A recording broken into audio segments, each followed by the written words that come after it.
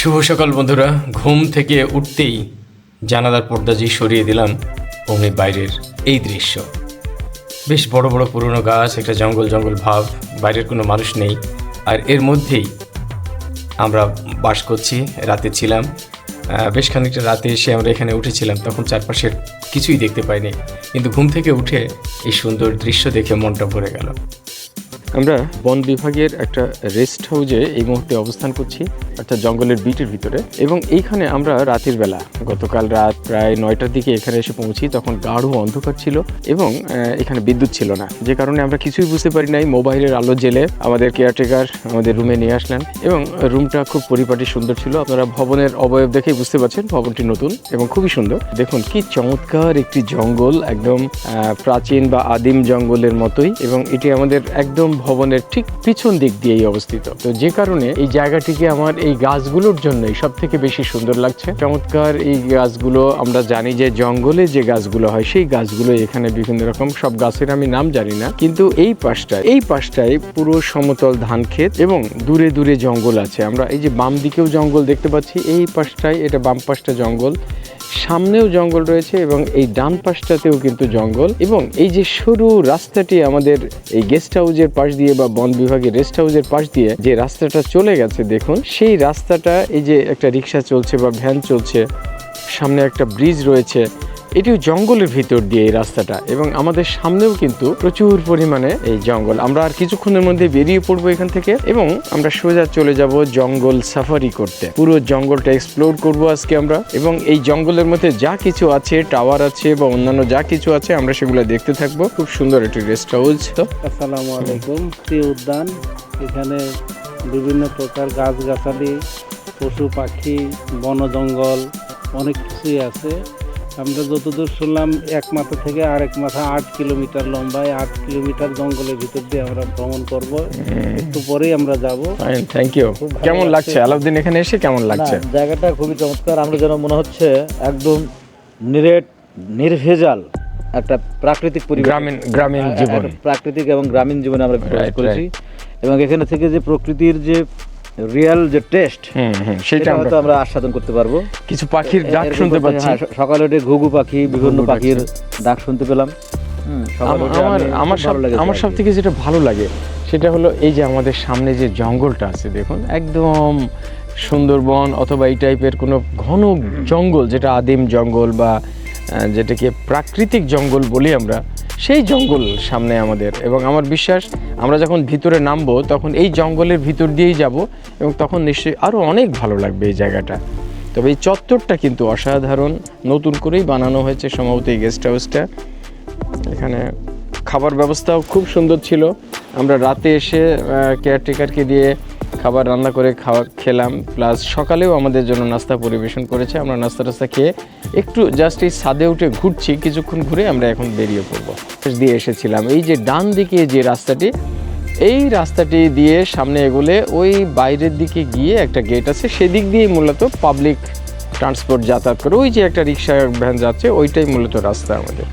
প্রিয় বন্ধুরা, টাঙ্গাইল থেকে মাত্র 62 কিলোমিটার দূরে অবস্থিত মধুপুর জাতীয় উদ্যান বাংলাদেশের অতি সুন্দর একটি জঙ্গল সাফারি এরিয়া, যেখানে রয়েছে একটি জঙ্গলের ভিতরে 2টি রেস্ট হাউস, তারপরে রয়েছে 2টি টাওয়ার অর্থাৎ অবজারভেটরি, এবং সব মিলিয়ে অকৃত্রিম প্রাকৃতিক একটি পরিবেশ এই মধুপুর ন্যাশনাল পার্ক।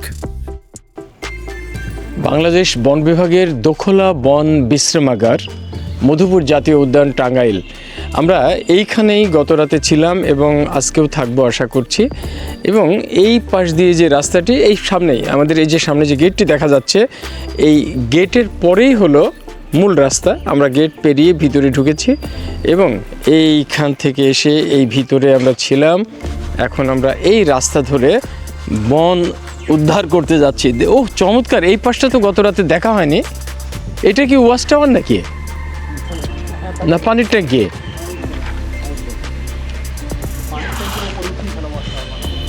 হ্যাঁ, অসাধারণ। মধুপুর জাতীয় উদ্যান, কত ছবি এখানে তোলার আছে না? চমৎকার।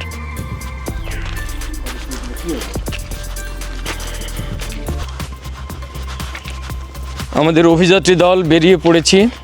এই যে আমরা 4 জন, একটু গ্রুপ ছবি নিই আমরা পাশাপাশি এসে। ওখানে ইয়ার সামনে নিতে হতো, ওই সাইনবোর্ডের সামনে। কালকে আবার নিব। হ্যাঁ, কালকে আবার নিব। যাই হোক, আমরা শুরু করলাম যাত্রা, সামনের দিকে এগিয়ে যাই। কি মানে অনেক কিছুই আছে, কিন্তু কতটুকু দেখতে পারবো সেটাই তো জানি না। হ্যাঁ, গভীর থেকে গভীরে। আচ্ছা, এগুলো তো লাগানো গাছ মনে হচ্ছে, লাইন ধরে এগুলো লাগানো গাছই আসলে। হ্যাঁ,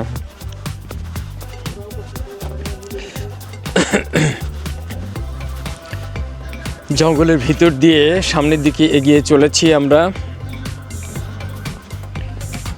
সম্ভবত আমাদের সামনে একটি পার্কের মতো মনে হচ্ছে। আমরা ওই দিকটায় যদিও যাচ্ছি, দেখা যাক এই এলাকাটার মধ্যে কি আছে। তবে আমরা শুনেছি 2টো ওয়াচ টাওয়ার রয়েছে গোটা জঙ্গলে। আমরা প্রায় 8 কিলোমিটার রাস্তা অতিক্রম করব জঙ্গলের ভিতর দিয়ে, এবং এই 8 কিলোমিটারের মধ্যে 2টো ওয়াচ। টাঙ্গাইল থেকে বাসে যেতে পারেন মধুপুরে, তারপরে সেখান থেকে সিএনজি বা অটোরিকশায় চড়ে এখানে পৌঁছে যাওয়া যায়। এইখানে যে রেস্ট হাউসটি রয়েছে বন বিভাগের, সেটার নাম দোখলা রেস্ট হাউস বন বিভাগ।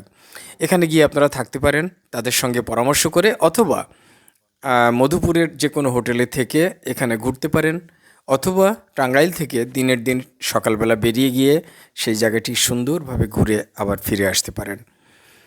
মজার কথা হচ্ছে, এখানে গেলে আপনি নির্ভেজাল প্রকৃতির সন্ধান পাবেন, বেশ কিছু বানরের সন্ধান পাবেন।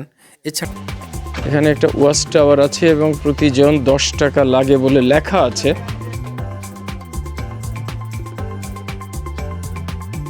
এই মুহূর্তে আমরা উঠে যাচ্ছি সোজা এই টাওয়ার বেয়ে। দেখুন, টাওয়ারটি অনেক উঁচু। আমরা টাওয়ার বেয়ে ধীরে ধীরে উপরের দিকে উঠে যাচ্ছি, এবং উপর থেকে আশপাশের এলাকাটি কেমন দেখা যায় সেটি আমাদের মুখ্য উদ্দেশ্য।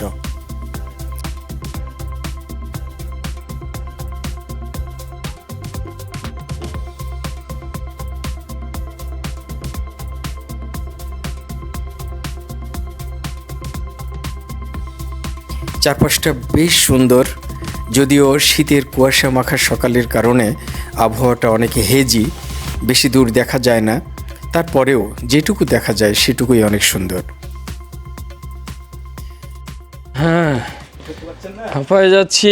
এই টাওয়ারের মাথায় উঠতেই পা জ্যাম লেগে যাচ্ছে আমার। বয়স যে হয়ে যাচ্ছে এটা জানান দিচ্ছে শরীর।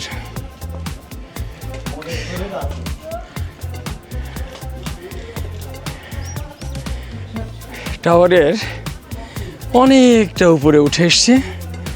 এখান থেকে খেলার মাঠটা অসাধারণ সুন্দর লাগছে, যদিও আর একটু উপরে আছে, আর একটু যেতে হবে।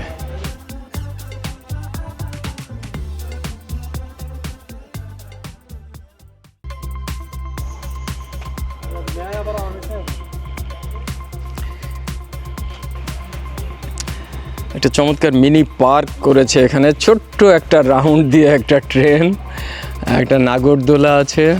এই বাচ্চাদের উদ্দেশ্যে করা আর কি, একটু বসে ওরা এতেই মজা পাবে। একটা বানর দেখেছি এ পর্যন্ত, সম্ভবত আরও অনেকের দেখা পেতে পারি ভবিষ্যতে। এই মুহূর্তে তেমন কোনো প্রাণী চোখে পড়ছে না, 2-1টি পাখি ছাড়া। জঙ্গলের ভিতরে এই প্রথম আমরা আনারসের সন্ধান পেলাম।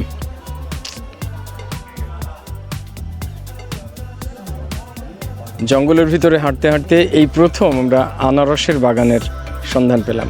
মধুপুর আনারসের জন্য বিখ্যাত আমরা জানি। এই ডানে বামে উভয় দিকেই কিন্তু আনারসের বাগান রয়েছে এখানে। আনারসের দেখা এখনও পাইনি, সম্ভবত আনারস অনেক ছোট এখন, বা আনারসের সিজন নয়, কিন্তু আমরা পাবো হয়তো সামনে। এই যে দুপাশে অনেক আনারস লাগানো হয়েছে, এবং আনারসের বাগানের মাঝখানে মাঝখানে আবার কলার গাছও লাগিয়েছেন এনারা।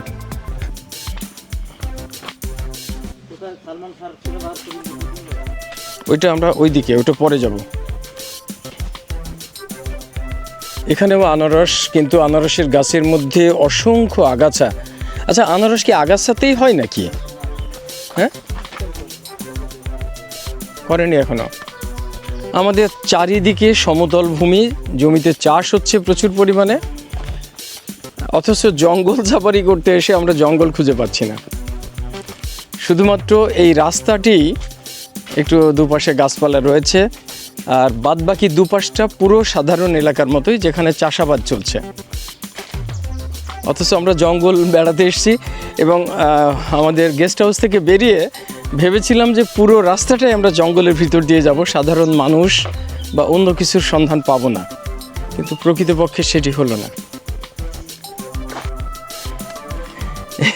জঙ্গল সাফারি করতে এসেছিলাম এবং মনে মনে ভাবছিলাম যে এখানে অপরিচিত অনেক গাছের সন্ধান পাবো বা দেখব, কিন্তু অদ্ভুত ব্যাপার এবং ট্র্যাজেডি হলো জঙ্গলের ভিতরে আমের বাগান, যেটি আমাদের এলাকায় ফেলে এসেছি, সেই আম বাগান এখানেও এসে দেখতে হবে, এইটা আসলে মনে মনে ভাবি নাই। আমরা ভেবেছিলাম এইরকম পুরনো কোনো বড় গাছ, দেখুন এইরকম গাছ, এই গাছই থাকা কথা ছিল প্রচুর পরিমাণে, কিন্তু সেই জাতীয় গাছ কিন্তু আমরা এখানে খুব একটা পাচ্ছি না। আমাদের এখানে যে গাছগুলো পাচ্ছি 2-4টা, মাঝে মাঝে হঠাৎ করে এরকম 2-1টা বড় গাছ, আর সবই এই গুল্ম জাতীয় ছোট ছোট জঙ্গল। মানে এই জঙ্গলকে ঠিক আমরা যে জঙ্গল ভাবছি সেই জঙ্গল বলা যায় না, এটা আমাদের বাংলাদেশের যে কোনো রাস্তার চারপাশেই এরকম গাছ থাকে। তো এই রাস্তাটাকে কেন্দ্র করেই একটু জঙ্গলি জঙ্গলি ভাবটা আনা হয়েছে, কিন্তু দুপাশটা কেটে সাফ করে চাষাবাদের জমি, এই যে আনারসের চাষ হচ্ছে এই পাশটাতেও।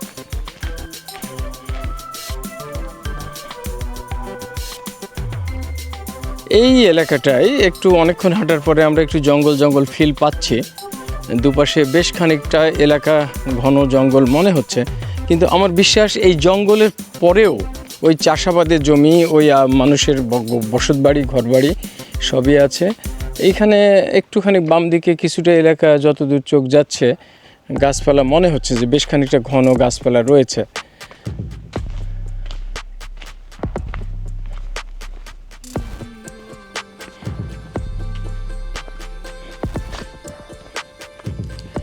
আমরা আসলে রাজশাহী থেকে ভেবেছিলাম যে এই জঙ্গলটা হবে খুব ঘন জঙ্গল, যেখানে এরকম প্রচলিত রাস্তাও থাকবে না, চিকন কোনো রাস্তা ধরে ভয়ে আতঙ্কে জঙ্গলের ভিতর দিয়ে আমরা হাঁটাহাঁটি করব।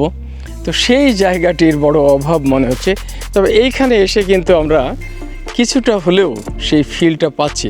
এখানে একটা ছোট্ট সাইনবোর্ড দেওয়া আছে, আমরা যদি দেখি এখানে কি লেখা আছে,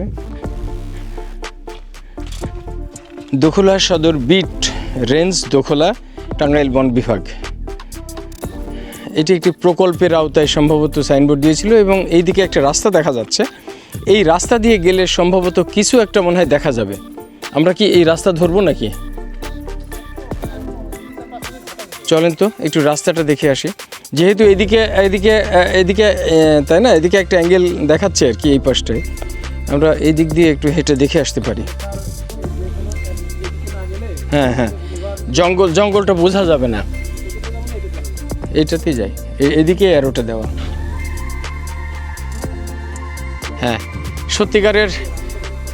সত্যিকারের জঙ্গল, এবং যে জঙ্গল আমরা আকাঙ্ক্ষা করছিলাম সেই জঙ্গলের ফিলটা কিন্তু এখানে আছে। একটা হালকা ভয় ভয় ভাবও আমাদের মধ্যে কাজ করছে, মানুষজন নাই আশেপাশে, যদিও বন্য কোনো প্রাণী নেই শুনেছি, কিন্তু বলা তো যায় না, জঙ্গল, কোনো না কোনো ছোটোখাটো বন্য প্রাণী আমাদের সামনে এসে পড়তেই পারে। এই যে আমাদের গ্রুপ, আমরা 4 জন এই রাস্তা দিয়ে কিছু আবিষ্কারের নেশায় এগিয়ে যাচ্ছি। আমরা জঙ্গলের ভিতর দিয়ে হেঁটে চলেছি। অ্যাকচুয়ালি আমাদের উদ্দেশ্য হলো এই জঙ্গলের ভিতর দিয়ে হাঁটতে হাঁটতেই রসুলপুর পর্যন্ত যাওয়া, যেটি ময়মনসিংহ রোডে অবস্থিত। এই রসুলপুর বিটটি, আমরা সেই পর্যন্ত যাওয়ার ইচ্ছে আছে। দেখুন ওই গাছের সঙ্গে কত বড় একটা সাপ পেঁচানো, বিরাট বড় মনে হচ্ছে না? ওই যে গাছটা, একটা অজগর সাপ পেঁচিয়ে আছে। আসলে সাপ নয়, এটা একটা লতা, মোটা আকারের। আচ্ছা, আমার মনে হয় যে খুলনাতে যে আমরা চুই ঝাল খাই, এই চুই ঝালও মনে হয় এইভাবে এই জঙ্গলের কোনো গাছ বেয়ে এইভাবে পেঁচিয়ে পেঁচিয়ে উপরের দিকে উঠে যায়। হ্যাঁ, সত্যিকার অর্থে জঙ্গল মনে হয় এটাই। অসাধারণ, এতক্ষণ পরে একটু শান্তি পেলাম। মনে হচ্ছে যা দেখতে এসেছিলাম সেই জিনিসগুলোই যেন এখন আমরা খুঁজে পাচ্ছি।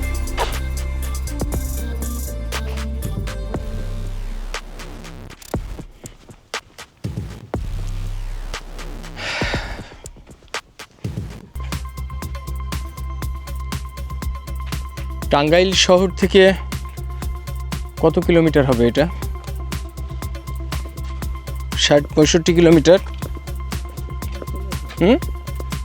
টাঙ্গাইল শহর থেকে আমাদের ফুল এস্টিমেট নেই, তবে খুব সম্ভবত 60-70 কিলোমিটারের মধ্যেই এই মধুপুরের ডোখালা বা ডোখালা এই রেঞ্জটা আমরা ঢুকে পড়েছি। হ্যাঁ, তো এই মধুপুর রেঞ্জ বা ডোখালা রেঞ্জ, এই দিক দিয়ে রসুলপুর হয়ে ময়মনসিংহ রোডের দিকে যাওয়া যাবে। আমরা সেই দিকটায় এখন যাচ্ছি না, আমরা এখন জঙ্গলের ভিতরে একেবারে গভীরে ঢুকে পড়েছি। কোনো একটি প্রজেক্ট সম্ভবত সামনে আছে বন বিভাগের, এবং এই প্রজেক্টটি দেখার জন্যই, কারণটা হলো এখানে বেশ কয়েকটি সাইনবোর্ড আমরা মাঝে মাঝেই দেখতে পাচ্ছি। এই সাইনবোর্ডগুলোর অর্থই হচ্ছে এখানে কিছু সরকারি কাজ হয়েছে এবং সেই কাজগুলো নির্দেশনা দিচ্ছে। এখানে কি আছে আমরা একটু দেখি খুব সুন্দর করে। দেখুন এখানে আছে লটকন, ঢেওয়া, জলপাই, গোলাপজাম, আমলকি, কাঠবাদাম, তেঁতুল, জাম, চাপালিশ, বহেরা, পেয়ারা, আমড়া, আতাফল, লিচু, গাদুলি, গোটা, নেওর, গাব ইত্যাদি বিভিন্ন রকম গাছ এই জঙ্গলে আছে। সবগুলো গাছ হয়তো আমরা চিনি না, বাট কোন দিকে আছে এরা? হ্যাঁ, এই আম গাছ প্রাইভেট সম্পত্তি আমার ধারণা। এটি আম গাছটা বন বিভাগের বিষয় না। এই যে এইদিকে সাইনবোর্ড নাকি? ওই একই। আচ্ছা, এখানেও আমরা বেশ কিছু গাছের কথা লেখা আছে। চারার সংখ্যা ওনারা রোপণ করেছেন 1,20,000। এর মধ্যে আছে শাল, গর্জন, চাপালিশ, চিকরাশি, গামার, হলুদ, মিঞ্জিরি, গাদুলি, মোটা ইত্যাদি ইত্যাদি অসংখ্য ধরনের গাছ রোপণ করেছেন। এবং এই আমার কেন জানি না মনে হচ্ছে যে এই রোপণ করা গাছ ছাড়াও এখানে কিছু আদিম গাছ যারা বীজ থেকে হয়েছে সেগুলো হয়তো এখানে রয়েছে, কিন্তু পরবর্তী পর্যায়ে এই জঙ্গলকে সমৃদ্ধ করার জন্য এখানে কৃত্রিম বনায়নও করা হয়েছে, এবং সেই গাছগুলোর তালিকায় ওখানে আমরা দেখলাম যেটা প্রজেক্টের আওতায়। কিন্তু এছাড়াও এখানে এই যে ন্যাচারাল যে ফরেস্ট যেটাকে আমরা বলি সেটি আছে, এবং এখানে অনেক শাল, গরান এই টাইপের যে জঙ্গলের যে গাছগুলো যেগুলো ন্যাচারালি হয়ে থাকে কোথাও, সেই গাছগুলো কিন্তু আমরা অনেক দেখতে পাচ্ছি এখানে। জানি না এই গাছগুলোর বয়স কেমন, তবে এখানে পুরানো এবং বড় গাছ কিন্তু খুব বেশি চোখে পড়ছে না আমাদের।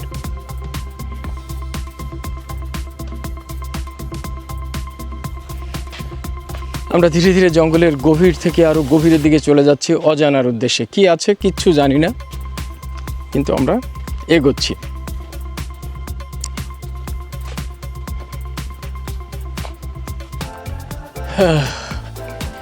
এই জঙ্গলের মধ্যে কোথাও যদি একটা ছোটোখাটো, আসলে আমাদের যে রেস্ট হাউসটা এটা এইরকম একটা জঙ্গলের মধ্যে যদি হতো, যে চারিদিকে শুধু জঙ্গল আর জঙ্গল, আর কিছুই থাকবে না। হ্যাঁ, গাছগুলো কেটে সব সাফ করে ফেলছে।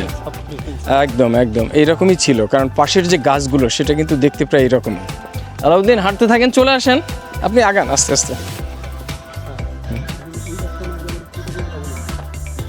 কিন্তু ওদের প্রজেক্টটা মনে হয় এই রাস্তার মাথায়, কিনা আমি প্রজেক্টটা দেখতে যাচ্ছি। এগুলাই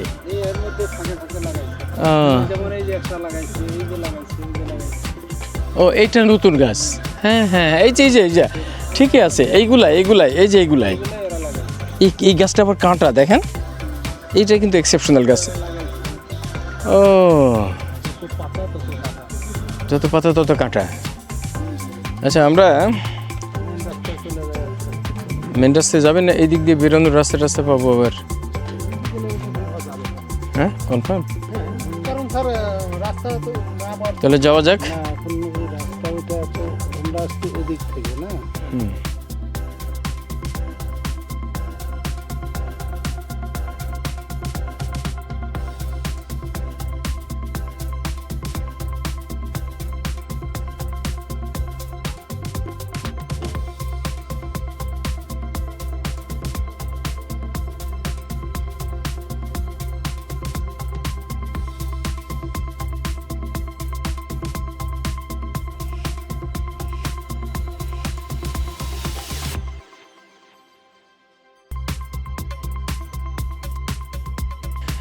হ্যাঁ, আমরা একটা অফবিট রাস্তা দিয়ে ঢুকলাম, প্রচলিত রাস্তা নয়। আমরা সাহস পাচ্ছি না যে এই রাস্তা দিয়ে গিয়ে আমরা বেরোতে পারবো কি না, কিন্তু এটাই আমাদের মেন উদ্দেশ্য, সেই জন্যই ঢুকে পড়েছি। দেখা যাক সামনে গিয়ে রাস্তায় উঠতে পারি কি না। এইভাবে আস্তে আস্তেই আমাদের লক্ষ্য অর্জন করতে হবে আর কি। হ্যাঁ, একটা রাস্তা মনে হচ্ছে আছে এদিকে। এখন এই রাস্তাটা কত দূর গেছে সেটাই হলো কথা। জঙ্গলে কিন্তু একটা জিনিস পাওয়া যায়, সেটা হলো কিছু কিছু গাছ পাওয়া যায়। আমি কয়েকদিন আগে একটা বলি, ওই আলাউদ্দিনের মনে আছে, আমি আর আলাউদ্দিন গেছিলাম নাটোরের ঔষধি গ্রামে শহীদুল ভাইয়ের বাড়িতে। হায় হায় হায় রে, অসাধারণ অভিজ্ঞতা নিয়ে ফিরছি আমরা। তো জহির ভাই চলে আসেন, সামনে চলে আসেন। হ্যাঁ, তো সেইখানে আমরা যে অভিজ্ঞতাটা লাভ করছি এবং হাতে নাতে কিছু প্রমাণ পেয়েছি। একটা বড় পাতা, কোন দিক দিয়ে যাব? এদিক দিয়ে যাই। আচ্ছা, আমরা